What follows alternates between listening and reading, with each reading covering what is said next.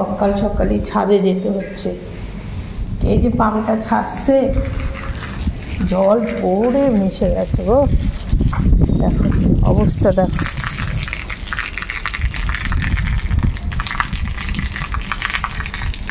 কি অবস্থা।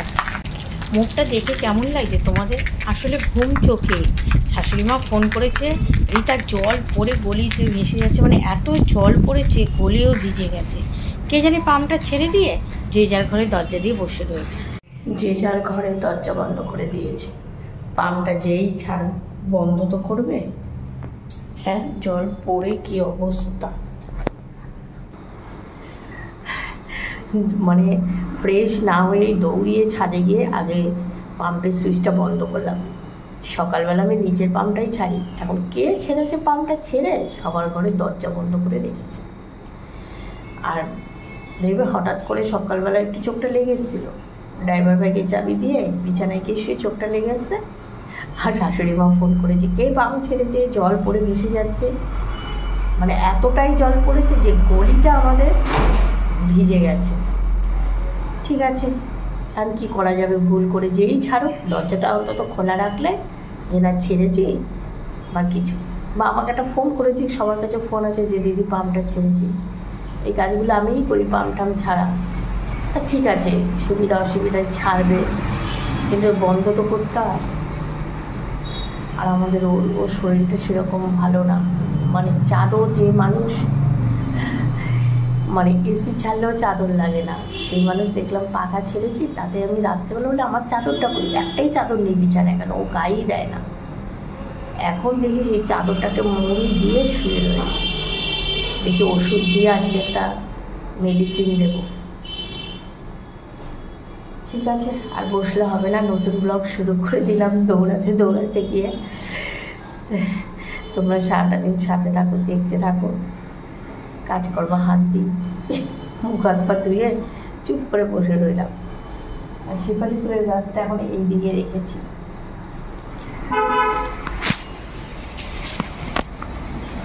এই যে এই দিকে দিয়েছি শেফালি ফুলের গাছটা, ওই দিকে কাজগুলো খুলে দিয়েছি, এই কাজগুলো আর খোলা হয়নি। রাস্তাটা তার এই যে আমাদের কাছে একটা ফুল, রোজ একটা করে ফুল ফোটে গো। ও আর এই দেখো দোপাটি ফুল গাছটা কতটা বড় হয়ে গেছে, এই যে দুটো তিনটে। বাসি ঘরটাও ঝাড় দিইনি, ঝাড় দিয়ে তারপর চা করতে যাবো। বাবুসোনার রুম থেকেই মানে ঘরটা ঝাড় দিতে শুরু করলাম। আর বাসি ঘর যখনই আমি ঝাড় দিই বেশিরভাগ একটু ডাইনিং আর ঝুল বারান্দাটাই দিই, কেননা ছেলে এক রুমে আর আমাদের ও এক রুমে শুয়ে থাকে। তা আমার ছেলে তো মানে ঘুরতে গেছে তোমরা জানো, ওর রুমটা ঝাড় দিয়ে নিলাম। আর হ্যাঁ, আমি ঝাড় দিতে দিতে আমাদের ও উঠে গেছে, তাই একবারে আমাদের বেডরুমটাও ঝাড় দিয়ে নিলাম। আর এই বসে ঝাড় দিতে না আমার বেশ ভালো লাগে। উঠেছ, চা খেয়ে একটা ওষুধ খেয়ে নাও। গলা কেটে ব্যথা আছে?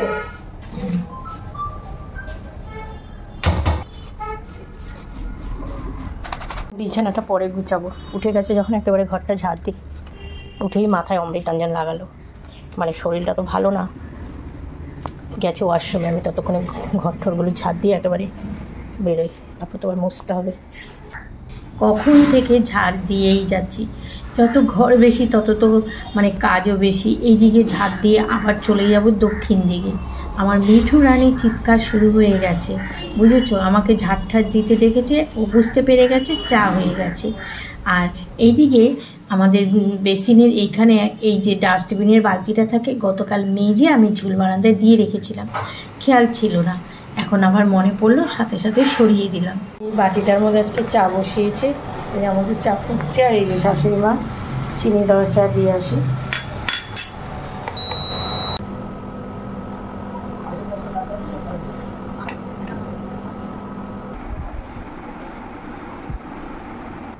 কদিন ধরেই তো শাশুড়ি মাকে বলছি কাঁঠাল গাছের ডালগুলো ছেটে দিতে। তা এই চা খেতে বসেছি, জানালার পাশে হঠাৎ দেখি আওয়াজ, কাকে যেন শাশুড়ি মা ডেকে এনেছে কাঁঠাল গাছ কেটে মানে ডালগুলো ছেটে দেওয়ার জন্য। সে এসে যা কেটেছে কি বলবো আর তোমাদের, দেখাচ্ছি, দেখেই না আমার রাগ উঠে গেল। এরকম করে কেউ কাঁঠাল গাছ কাটে? এই ডালটা অনেকটা ব্যাস করে গেল, পরিষ্কার হয়ে গেল জায়গাটা। লোকরা গাছ কাটতে নিয়ে এসে সে একেবারে পুরো মাথা গাছের কাঁঠাল গাছের মাথাটাই কেটে দিয়েছে। কি জানি বাবা, সাইডগুলো ছেটে দিতে পারতো। এ আর কত দিনে হয়, কত বছরে। মানে এমন মানুষ গাছের পুরো মাথাটাই কেটে দিয়েছে যে গাছ কাটতে এসেছিল। দরজার পর্দাগুলো কাচবো, তোমাদের একটা জিনিস দেখাচ্ছি। এই দেখো আমাদের দরজার পর্দাটা, এই দেখো এটার কিন্তু সাইডে কোনো কালি ভাব নেই, এইবার কোনো তেল কাজটা ভাব নেই। আর ছেলের রুমের এই যে দরজার পর্দাটা খুলছি, ও কি করে খেয়ে উঠেই হাত ধুয়ে এই যে দেখো এই যে এই কোনাটা দিয়ে তোমরা দেখতে পাচ্ছ এই যে তেল চিটে ভাবটা, ওটার মধ্যে হাত মোছে। যত বলে বাবু পর্দায় হাত মুছবি না, তা একটু গরম জল বসিয়েছি আর ওইখান থেকে কাঁথা চাদর টাদর নিয়ে আসছি। হঠাৎ দেখে আমার ফোন বাজছে আর কি, আমার ছেলে ফোন করেছে। ভিডিও করার সময় ফোন বাজলে তো কোনো মানে আওয়াজ হয় না, আর আমি দূর থেকে যেই দেখেছি আমার বাবু ফোন করেছে, ফোনটা রিসিভ করলাম। আর ফোনটা একটু পেয়ে একটু মনটা খারাপ, সেটা পরে বলছি কী কারণে মনটা খারাপ। তা এই যে দেখো এখন এই যে একটু উষ্ণ গরম জল করে নিলাম, কেননা পর্দার ওই সাইডটা যেভাবে মানে ছেলে হাত মুছতে মুছতে যে অবস্থা হয়েছে। আর জানো যে ওয়েদার না, কাঁথাটা বের করেছে ঠিকই, কাঁথাটা আজকে আর কাচবো না, পর্দার বিছানার চাদর টাদরগুলোই কাচবো। এগুলো তো ভিজিয়েছি, কাঁথাটা এখনো ভেজাইনি। এই যে ওয়েদার, ভাবছি থাক পর্দাটা আর চাদরটা কেচে দিই, কাঁথা আজকে ভেজাবো না। যদি না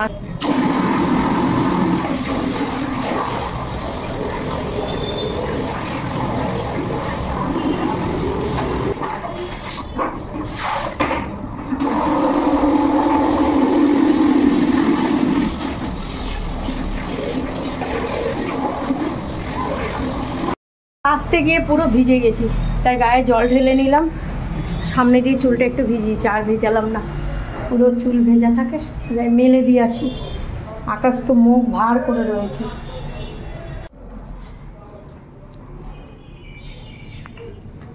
বাবা কি ভারী হয়ে, সকালে তো জলের বন্যা বয়ে গেছিলো, এখন শুকিয়ে গেছে ছাদ।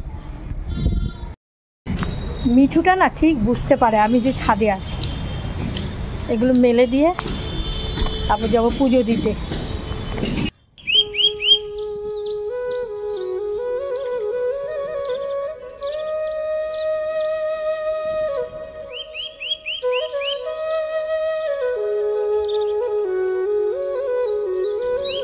চাদরটা যখন চিপড়াচ্ছি তখন না একটা প্লেন যাচ্ছে, আর যেই প্লেন যাচ্ছে আমার বাবু শোনার কথা মনে পড়েছে।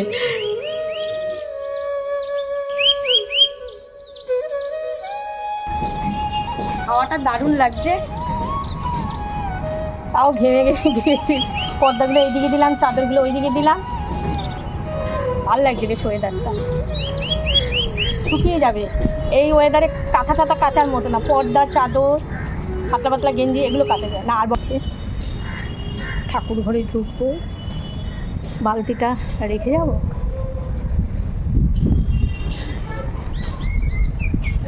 চুল না ভেজালে না মনে হয় না স্নান করেছি। ছাদের থেকে নিচে এসে আমি কিন্তু প্রথমে দোকানে গেছিলাম, গিয়ে দেখলাম যে ওর শরীরটা কেমন আছে। তা সকালে যে মেডিসিনটা দিয়েছি আর ও খাইনি জানো তো, বললো যে তুমি আমাকে টিফিন দিও, তারপরে আমি ও মেডিসিনটা খাবো। তা টিফিন আমি বললাম কী দিয়ে খাবে, তা ওর মাথাটা ভার হয়ে রয়েছে, বললো পুজোটা আগে দিয়ে এসে তারপর আমাকে একটু চা করে দাও কড়া করে। তাহলে পুজোটা দিয়েই আগে আমাকে টিফিনটা দিতে হবে, নাহলে মেডিসিনটা দেখবে যতক্ষণে না মেডিসিনটা খায় শরীরটা যে কী কষ্ট হয়। আমার তো সর্দি জ্বর হয়েছিল, ওর অবশ্য জ্বরটা আসেনি, কিন্তু চোখগুলো ছলছল করছে। আরও একবার চা করছি, প্রচণ্ড মাথা যন্ত্রণা করছে ওর, কারণ চা দিয়ে এখন কিন্তু কদিন ধরে আমার ঘরে ময়দা হয় না, মানে ময়দার কিছু হয় না, আটারই করা হচ্ছে, আটাগুলো খেয়ে শেষ করা হচ্ছে। আর হচ্ছে ও আবার পাতলা রুটি পছন্দ করে, মাঝে মাঝে বেলতে গেলে আমার ছিঁড়েও যায়, এত পাতলা রুটি ও পছন্দ করে। আর যে যেরকম পছন্দ করে তাই না, ভারী রুটি দিলে না ও একদম খেতে পারে না। কর্তামশাই টিফিনটা দিয়ে আসি, সকালে মেডিসিনটা খেতে বললাম, খেলো না।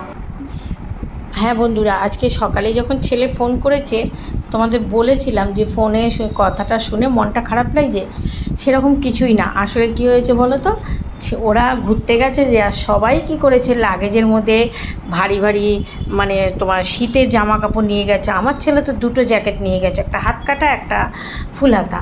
তা ওতেই তো জায়গা সব মানে আটকে গেছে। কিন্তু ওখানে গিয়ে দেখে জ্যাকেটের কোনো কাজই নেই, মানে কোনো প্রয়োজনই নেই। আর জামা কাপড় যেগুলো নিয়ে গেছে হিসেব মতো সেই গেঞ্জিগুলো কম হয়ে যাচ্ছে, মানে যেহেতু ফ্লাইটে যাবে, ওয়েটের ব্যাপার, সেই সব চিন্তাভাবনা করে সবাই মোটামুটি জ্যাকেটগুলোই নিয়েছে বেশি, আর জামা কাপড় কম নিয়েছে। এখন একটু পিটপিটে তো বলছে, ওমা আমার প্যান্টটা এই নোংরা হয়ে গেছে, ওমা আমার গেঞ্জিটা কি অবস্থা হয়ে গেছে, দুটো গেঞ্জি আরও আনলে ভালো হতো। আমি বলছি কেন, নামিয়ে রাখো করে তো চিৎকার করছিলি, দেখ সাইডে যদি কোনো মার্কেট থাকে কিনে নে, এই বললাম।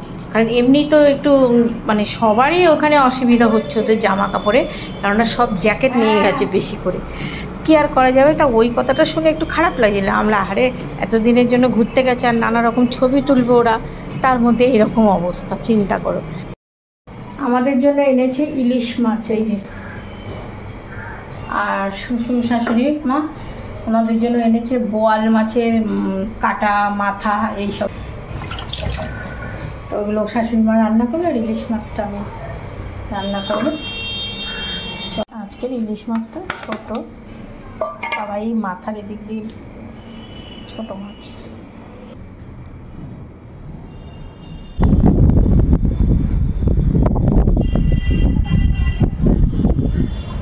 শুকিয়ে গেছে জানো তো,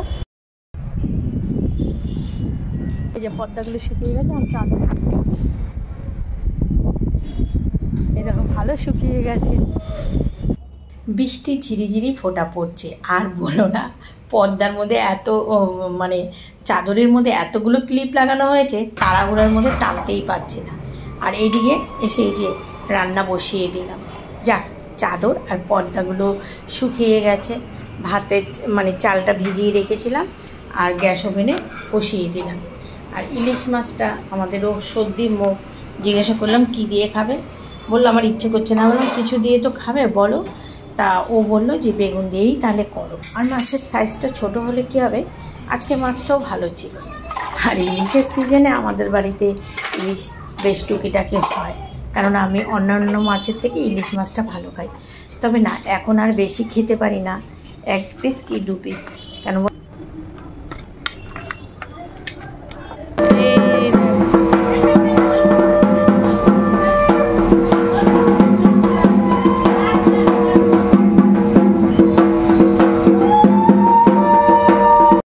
এটা আমাদের রাস্তার ওই পারে একটা বাড়ি আছে, তাদের বাড়িতে 3 দিন, আজকে শুক্রবার, আজকে সন্তোষী মার হ্যাঁ সন্তোষী মা, শীতলা মা, কালী মা, 3টে পুজো পরপর এদের হয়। আর হচ্ছে কুলো নিয়ে বেরোয়। তার নিচে শাশুড়ি মা আছে, আমি যে মাছ টাছ ঝরেছি বলো,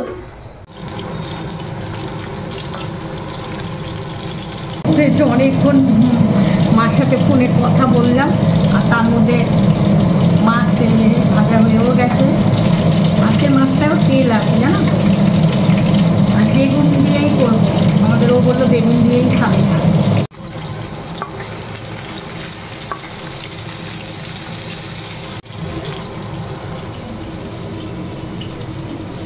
যে তোপসে মাছ রান্না করেছিলাম সেটাও রয়েছে, দেখো পুঁই শাকও একটু রয়েছে। এই অবস্থাই হয়, রান্না একটু একটু করে থেকে যায়। চেয়ার নিয়ে চলে আসলাম কিচেনে। আসলে তাকের ওপর বড় কৌটোর মধ্যে কালো জিরে ছিল, এই 1 কৌটো কালো জিরে নামিয়ে নিলাম। শুরু হয়ে গেছে ট্যাপ ট্যাপেনে বৃষ্টি, আর আমার এই যে বারান্দাটার কি অবস্থা হয়ে, ছিটে ফোটা বৃষ্টি। কিন্তু দেখো এ বাবা, আমার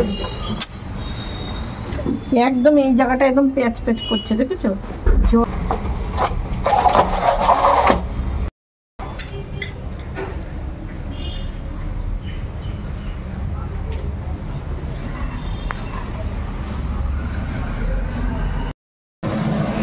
মাছের ঝোলটা বসিয়ে নিই, তারপরে যাবো ওই বারান্দার ওই ড্রামগুলো ভিজে গেছে না, এই যে 2টো বেগুন দিলাম মাছের ঝোলে, 1 পিস ঝোলে দিয়ে দেবো। এটা ভাজা রেখেছি, এটাও রেখেছি, আর এই যে সামান্য একটু বেগুন।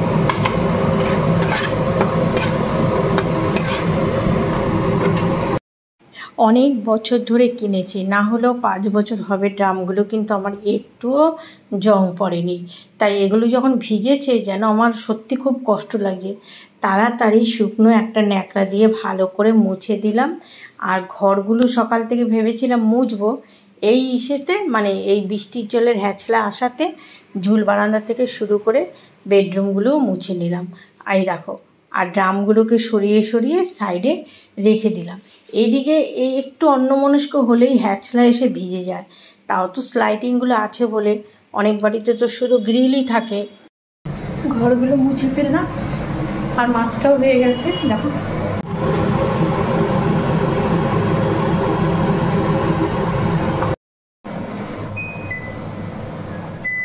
চলা এসে আমাদের ওকে একটু পাঠিয়েছি, বললাম কি যাও একটু দেখো না লেবু গাছ আছে নাকি। ওই যে মেলা শেষ, সব দোকানপাট গুটিয়ে নিচ্ছে। একটা গাছ তো দিয়েছে, লেবু গাছ, লেবু সমেত, আবার ডাল কেটে দিয়েছে না। ও বলছে ডাল কেটে পুঁতে দিয়েছে, বললো ডাল দাও না, বসিয়ে দিই। মাকে বলো একটা টপ দিতে। বাবা হাঁপায়ে গেছি। টবাও ওই কাকার থেকে কিনে আমাদের ঝুল বারান্দায় আরেক অতিথি জায়গা হলো। এই যে লেবু ধরে রয়েছে গো, আমার অনেক দিনের একটা লেবু গাছের শখ, কিন্তু এই লেবুগুলো মনে হয় তো এখানেই আছে। গাছটা কিভাবে রাখবো তাই ভাবছি। আর গাছওয়ালা কাকু বলেছে গাছের গোড়ায় একদম জল দেবে না, এই মাটিটা শুকা। আর এই দেখো গাছের মধ্যে কিন্তু অনেকগুলো লেবু, বড় লেবু আছে, আবার ছোট ছোট কুড়ি আছে। দোকান থেকে তো টাকা দিয়েছে, এবার আমাকে দিতে হবে। বলে এই তোমার গাছের টাকা দিয়ে দেবে। আমরা হ্যাঁ আমি দিয়ে দেবো। এই দেখো শাশুড়ি মা আজকে যা রান্না করেছে ছেলেকেই দিয়েছে একা, আমাকে দেয়নি। এই যে কি বলতো, কি ওই বাইন মাছ না বোয়াল মাছ, কি মাছের মাথা করেছে জানে তো, আমি খাই না, এই জন্য ওনার ছেলের জন্য একা দিয়েছে। তাও ওনার ছেলে খাই কিনা আমি জানি না, দিয়েছে। আমরা দাও দেখাবো, যদি খায় তো খাবে। আর এটা খাবো, খারকুল বাটা, এটা হেভি লাগে খেতে। বাজতে যায় প্রায় 3টে, আমাদেরও এখনও দোকান থেকে আসতে পারে। আর এমনি ঠান্ডা লেগেছে, স্নান যে একটু করবে, আর কখন করবে। আছে ডয়ারে আছে তোমার এই যে গাছের টাকা। চোখ মুখগুলো ফুলেছে, বললাম যে দোকানটা এবেলা বন্ধ রাখো, নাহলে বিকেলে গাড়ি নিয়ে বেরিয়েও না। এরকম কিছু করিনি। এই যে এটা দিয়েছে মা তোমাকে, শুধু তোমার জন্য। খাবে না? ও মা দিয়েছে বাইন, একদম বাটিতে ওকে দিয়ে আমি ওই সাইডে বসবো। ও খেয়ে গেলে আমি এই প্লেটটার মধ্যে কাটা কুটা ফেলো। খাওয়ার সময় খেতে বসবে ফোন বললাম, আর খেতে বসে ফোনটা চার্জে দিয়েছিলাম। ফোনটা তো কাজ ছাড়া করি না, ছেলে কখন ফোন করবে না করবে ভেবে। তারপর দেখি মিস কল, আমার বাবু 11 মিনিট আগে মিস কল করেছে, সাথে সাথে আমি কল ব্যাক করলাম। আচ্ছা দেখি, তা বললো মা হোটেলে ঢুকে গেছে, আজকাল বেরোনোর সম্ভাবনা নেই। আর যাতে পারে একটু খাওয়া দাওয়া করে একটু ঘুমা। খালি তো জার্নি, ঘুরতে যাওয়া মানে 6 ঘন্টা 7 ঘন্টা খালি জার্নি। আর জিনিস বা মানে খাওয়া দাওয়ার জিনিসের তো পাহাড়ি এসে না মানে হেভি কস্টলি, দাম পড়ে যায়। কি আর করা যাবে, বাইরে গেছে। আর এমনি যারা ফুচকাচ খায় তাদের তো খেতেই হবে। ঠিক আছে, ছেলের সঙ্গে একটু কথা বলে নিলাম। এখন যাব দোকানে, গিয়ে আমি একটু বসবো, দেখি ও একটু চেয়ারের মধ্যে যদি রেস্ট নেয় বসে। দোকানে এসে তো বসলাম, তা আমাদের ওর এক বন্ধু বলে কি, ও বৌদি দোকানদারি করতে পারেন না, দোকানের এগুলো চিনতে পারেন না। আরে বাবা, ঘর সামলাবো আবার এগুলো, তাও তো আমি এখন একটু বসি। ছেলে থাকলে তাও বসতে দেয় না, ওই সব করে। একটা বিষয় জানো তো, আমি এতটাই অবাক হয়ে যাচ্ছি, আমি ভেবে পাচ্ছি না। বিষয়টা আমি তোমাদের দেখাচ্ছি। বেডরুমে আমি মানে ঝাড় দিয়েছি, মুছেছি, এখন এই যে বিকেলবেলা হতে যায়, দেখো এই যে হলুদের গুঁড়ো, আমি তো এইখানে রান্নাঘরের কিচ্ছু হলুদ টলুদ কিচ্ছু আনিনি। এই হলুদের গুঁড়োগুলো আমি ভেবে পাচ্ছি না কোথা থেকে আমার এখানে আসলো। আমি ওটাই অবাক হয়ে যাচ্ছে, আমাদের দুটো মানুষ আমরা, তার মধ্যে ও তো দোকানে। এবার আমি কী যে অবস্থা, আমি রান্না করতে করতেও কিন্তু ঘরে ঢুকিনি, আমি এখানে হলুদের কৌটো কি করে আনবো, আনিনি কি করে যে হলুদ, আমি সেটাই অবাক হয়ে যাচ্ছি। ওকে গিয়ে আবার জিজ্ঞাসা করলাম হলুদ কেন গো বেডরুমে, ভেবে পাচ্ছি না গো হলুদটা কোথা থেকে আসলো। আমি রান্না ঘরে হলুদের কৌটো নিয়ে কি জানি, এইরকম তো কোনো দিন হয় না, আমি ভেবেই পাচ্ছি না। শুভ সন্ধ্যা বন্ধুরা, একটু বেরোচ্ছি, মন্দিরে যাব, তারপরেই ওখান থেকে সোজা চলে যাব একটু দরকারে। আর বলো না, বেরোতে একটু দেরি হয়ে যাচ্ছে, গিয়ে মনে হয় পুজো দেখতে পারবো না। পুজো হয়ে গেছে, আমার বেরোতে বেরোতে গো এখন পুজো দেওয়া হয়ে গেছে। তোমাদের বললাম না দরকারে বেরিয়েছি, হ্যাঁ সেখানে গিয়ে আর তোমাদের কিছু ভিডিও শেয়ার করিনি, বাড়িতে গিয়ে বলবো কোথায় গিয়েছিলাম। চলো আগে সেখানে পৌঁছাই। গেছিলাম একটু সোনার দোকানে, আর সোনার দোকানে গেছিলাম বিশেষ এই কাজটার জন্য। ছেলের এই যে মুক্তোর আংটিটা কি করে সব সময় হাতের মধ্যে থাকে, করে দাঁত দিয়ে দিয়ে চ্যাপটা করে দিয়েছিল, সেইটাকে ঠিক করে নিয়ে আসলাম। এই শ্রাবণ মাসে যে কোনো একটা শনিবার, 3টে শনিবার আছে তো, একটু শোধন করে ওর আঙুলে পরিয়ে দেবো। এই আংটিটা সেই তখন ক্লাস 9 না 10 পরে বানিয়ে দিয়েছিলাম, তারপরে আঙুলে পড়তো। এই 5-6 মাস ধরে আংটিটা খুলে রেখেছে। তা রোজই ভাবি ঠিক করবো, তার জন্য গেছি। তার মধ্যে মন্দিরে তো গিয়ে দেখলাম পুজো শেষ। আর এই দেখো একটা আইসক্রিম নিয়ে এসেছি, গরম লেগে গেছে, একটা আইসক্রিম খাবো, যাওয়া ফ্রিজে রেখে দিলাম। আর সোনার দোকানে গিয়ে শুনলাম এ বলে দাম কমেছে বাজেটের পর। আমার এসব না, এই যে এটা যে একটু বড় করে দিল, তার পয়সা দিতে চাইলাম, জানাশোনার দোকান বলে, আর পয়সাটা সে নিল না। ঠিক আছে, আর ব্লগটা শেষ করি। রাতে আমাদের মানে ওকে রুটি দেবো, আর আজকে আমি ভাত খাবো রাতের বেলা, কেননা আগামীকাল উপোস। হয়তো ও আসার আগেই আমাকে খেয়ে নিতে হবে, কারণ ও আস্তে আস্তে প্রায় 12টা বেজে যায়, আর 12টা বেজে গেলে তো শনিবার পড়ে যাবে। এই জন্য ওই 11:30-11টার মধ্যে আমি খেয়ে নেবো, আমাকে বলে গেছে। আর শরীরটা তো একটু ম্যাজ করছে, ওষুধ খেলো। ঠিক আছে বন্ধুরা, ব্লগটা শেষ করছি, দেখা হবে আগামীকাল নতুন একটা ব্লগে। সবাই ভালো থেকো, সুস্থ থেকো, শুভরাত্রি, টাটা।